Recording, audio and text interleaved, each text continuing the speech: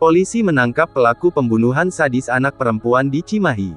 Pelaku ditangkap beberapa saat usai polisi mengumumkan identitasnya. Sudah ditangkap, ujar Kabid Humas Polda Jabar Kombes Ibrahim Tompo. Minggu tanggal 23 Oktober tahun 2022. Polisi belum mengungkap di mana pelaku bernama Rizaldi Nugraha Gumilar alias Ical, 22 tahun itu diamankan. Namun yang pasti, pelaku diamankan tim gabungan Polda Jabar dan Polres Cimahi tadi sore. PS anak perempuan di Cimahi menjadi korban pembunuhan sadis di sebuah gang di Ciberem, Kecamatan Cimahi Selatan, Kota Cimahi pada Rabu tanggal 19 Oktober tahun 2022.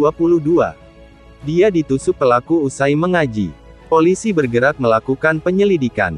Bahkan polisi siang tadi merilis identitas dan foto dari pelaku. Berdasarkan hasil persesuaian didapatkan terduga pelaku ini atas nama Rizaldi Nugraha Gumilar alias Ical, ujar Kabid Humas Polda Jabar Kombes Pol Ibrahim Tompo kepada wartawan di Mapolres Cimahi, Minggu, tanggal 23 Oktober.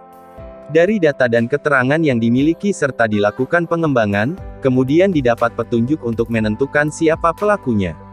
Hasilnya mengarah ke pelaku dan didapat nama Rizaldi ini, ungkap Ibrahim. Ibrahim menjelaskan hasil pengembangan dari data dan informasi yang dikantongi dikuatkan dengan penyelidikan jejak kendaraan yang digunakan pelaku saat melakukan aksi penusukan tersebut.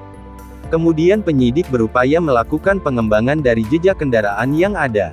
Identifikasi ini juga membutuhkan waktu. Setelah dikembangkan, disimpulkan pelakunya ini, kata Ibrahim.